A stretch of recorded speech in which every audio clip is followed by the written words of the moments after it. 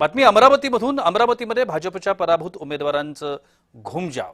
नवनीत राणांच्या समर्थनार्थ या सगळ्यांनी व्हिडिओ जारी केलेत। आम्ही तक्रारीत पत्रावरही सही केली नसल्याचा दावा करण्यात आला।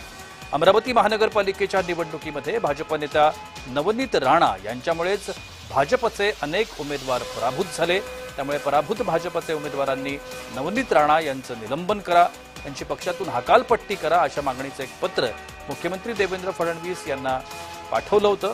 मात्र यावर आता काही उमेदवारांनी नवनीत राणा यांच्या बाजूने स्पष्टीकरण दिलं। आम्ही पत्रावर सहीच केली नसल्याचा दावा त्यांनी केलाय आणि नवनीत राणा यांना भाजपच्या पराभूत उमेदवारांनी समर्थन देत आमचं कोणतंही म्हणणं नाही असं सांगत घुमजाव केला।